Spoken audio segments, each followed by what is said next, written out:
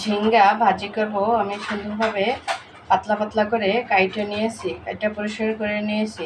আসসালামু আলাইকুম গাইস, আপনারা সবাই কেমন আছেন? আর এখানে কাইটে নিয়েছি পেঁয়াজ কুচি আর রসুন কুচি। ভাজি করলে একটু পেঁয়াজ রসুন বেশি দিতে হয়। তেল দিয়ে দিছি, দিয়ে দেব পেঁয়াজ কুচি, রসুন কুচি আর মরিচ খালি। পেঁয়াজটা ভালোভাবে ভেজে নেব।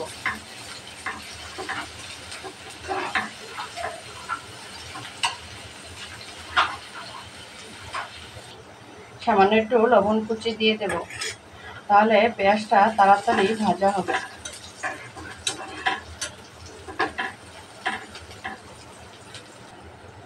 পেঁয়াজটা ভালোভাবে ভাজা হয়ে গেছে।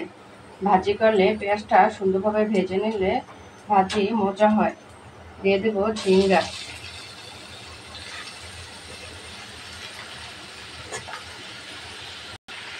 দিয়ে দেব লবণ কুচি আর সামান্য হলুদের গুঁড়া। মশলার সাথে ভালোভাবে মিশিয়ে নেব।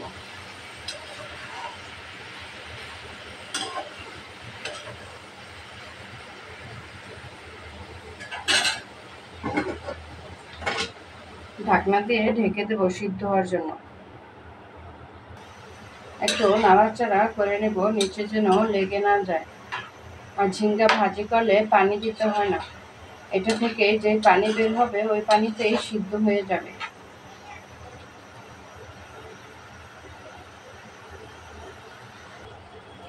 ঝিঙ্গা থেকে কত ঝোল বের হয়েছে, এই ঝোলে সিদ্ধ হয়ে যাবে।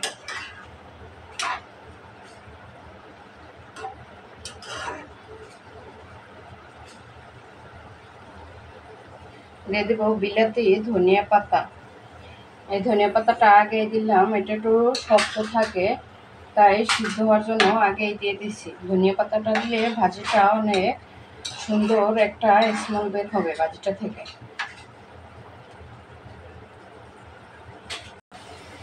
ভাজিটা হয়ে গেছে, দেখুন দেখতে কত সুন্দর লাগছে। আমি ঝোলটা পুরো শুকিয়ে নিয়েছি, অনেক সুন্দর একটা ঘেরানো বের হয়েছে। আমার ভিডিওটি যদি আপনাদের কাছে ভালো লেগে থাকে তাহলে শেয়ার করে দেবেন আর কমেন্টে জানাবেন।